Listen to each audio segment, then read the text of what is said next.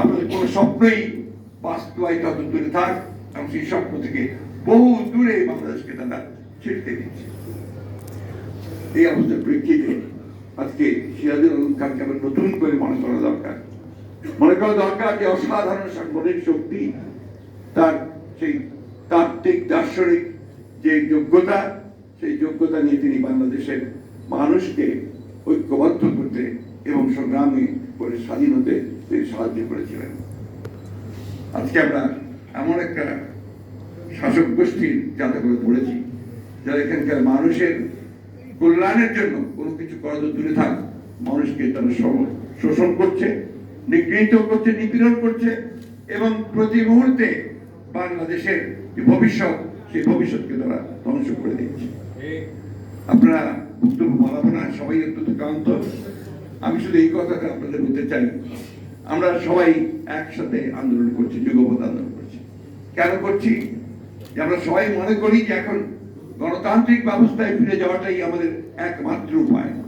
আমাদের অধিকারকে ফিরিয়ে আনা, ভোটের অধিকার ফিরিয়ে আনা, বেঁচে থাকার অধিকারকে নিশ্চিত করা, আমাদের কথা বলার অধিকারকে নিশ্চিত করা, এই বিষয়গুলো আজকে আমাদের সবচেয়ে বেশি সামনে এসে দাঁড়িয়েছে, এবং সেটাই আমাদেরকে অর্জন করতে হবে। আমাকে এক সাংবাদিক ভাই আমাকে বলেছে যে ওবায়দুল কাদের সাহেব গতকাল নাকি বলেছেন আজকে এই যে 15% যে আপনার কর দিয়ে কালো টাকা সাদা করা হবে, তার জন্য কি নাকি মাছের টোপ, মাছ ধরার জন্য যে টোপ দেওয়া হয়, তাই দুর্নীতিবাজদের ধরার জন্য টোপ দিচ্ছে। হাস্যকর। প্রধানমন্ত্রী বলেছেন।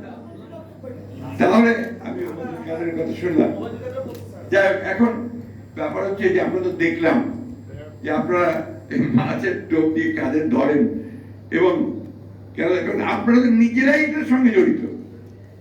আপনি বাজেট দেখলেই বুঝতে পারবেন যে রাঘব বললে লুটে খাওয়ার আরেকটা ব্যবস্থা করেছেন। এটা এই প্রত্যেক বছর একই ঘটনা ঘটছে, এবং যারা আপনার অর্থনৈতিক বিশ্লেষক তারা বলছেন যে এটা আপনার শুধুমাত্র ক্ষতি ছাড়া আর কিছু করবে না। যেখানে সবচেয়ে বড় সংকট এখন সাধারণ মানুষের জন্য ইনফ্লেশন, দ্রব্যমূল্যের এত বেশি বেড়ে গেছে যেটা সাধারণ মানুষের কাছে সহনীয় হচ্ছে না। আজকে এই সমস্ত কথাগুলো করে একটা ধূম্রজাল সৃষ্টি করে মানুষকে আর কতদিন প্রতারিত করে রাখা। তাই আমি সকল রাজনৈতিক কর্মীদের বেশিরভাগই আছেন, আপনারা আমাদের নেতৃবৃন্দ আছেন, আমাদের একটাই আমাদের আপনাদের কাছে আবেদন যে আজকে দল মত নির্বিশেষে আমাদের ছোটখাটো দোষ ত্রুটি ভুলে গিয়ে আসুন আমরা সবাই একসাথে হই।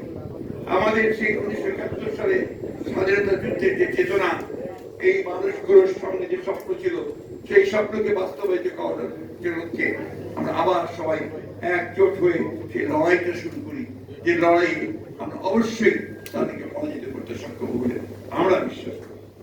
আমি আপনাদেরকে আজকে আমার দলের পক্ষ থেকে, আমাদের নেত্রী দেশনেত্রী বেগম খালেদা জিয়ার পক্ষ থেকে, আমাদের নেতা তারেক রহমানের পক্ষ থেকে আমি আপনাদের আজকে আমার সিরাজুল আলম খানের প্রতি আমাদের শ্রদ্ধা জানাচ্ছি। আপনাদের সকলকে ধন্যবাদ।